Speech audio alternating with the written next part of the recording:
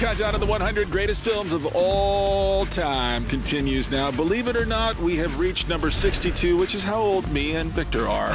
This is Brazil. We've aged since starting this list, haven't we? We certainly have. This is from 1985. This is from director Terry Gilliam. Who's insane. That is your receipt for your husband. Thank you.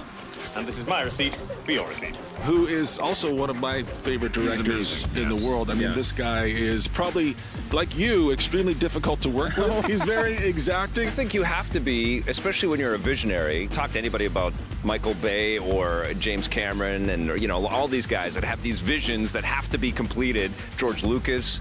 And having visions, they used to put you away for that. I know. Now they let you make movies. Now they're film directors. Don't fight it, son. Confess quickly. If you hold out too long, you could jeopardize your credit rating.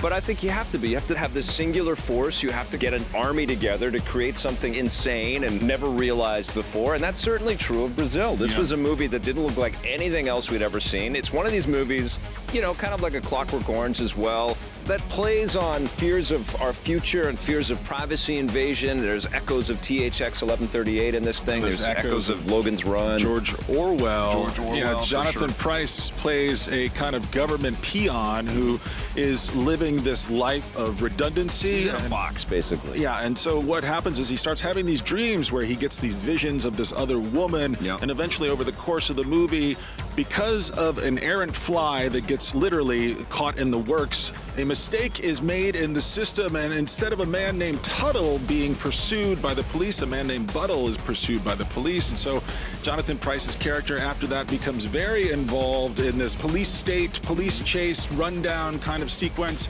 He actually ends up meeting the woman. She lives upstairs from Mr. Buttle. This is Gilliam having fun with the people that he puts into his movie. They're not the traditional kinds of faces that you would expect to kind of cobble together. Bob Hoskins has a pretty good role. There's lots of creepy, fish-eyed looks at faces and weird makeup, and there's some crazy technologies in this movie.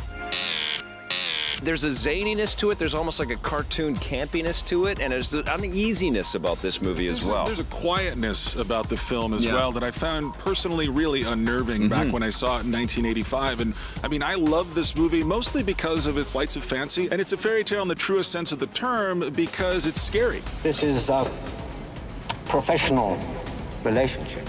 I mean, there's this undercurrent of fear, and you're afraid for Jonathan Pryce over the course of the movie. You're afraid for what happens to his character, and then the film just becomes totally deranged by the end, and it actually is bold enough and brave enough to end on a very sour note. I mean, you're not going to walk away from this movie feeling good about where we're headed as a people. Yeah, and it's interesting, you know, I mean, Gilliam's roots are in Monty Python, and I think Monty Python always had this counter-culture kind of vibe to it, and I think a lot of that freedom of expression is at play here again in Brazil, but this is one of those movies that isn't just easily digestible and then you move on to the next thing you rented. This is something that you have to sort of think about and try to tackle a few times. It's one of those movies that I think you can watch in 20-minute chunks over a couple of nights, and that's probably the best way to digest it, because you're right, there's a lot here, there's a lot to appreciate. I mean, every single frame of the movie has that Terry Gilliam touch, has the thumbprint of the artist on it. I mean, there's so many details in here that you're gonna miss the first time you see this thing, that it's worth going through slowly and just steeping your life in it for a couple of nights. Absolutely. The other thing about this movie, of course, is that it was made fairly early on in his career. Studios were still spending money on his work, so he had a budget to work with. So it actually looks,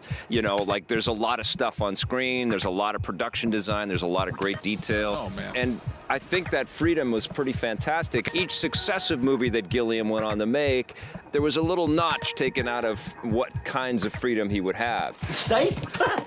We don't make mistakes. Bloody typical.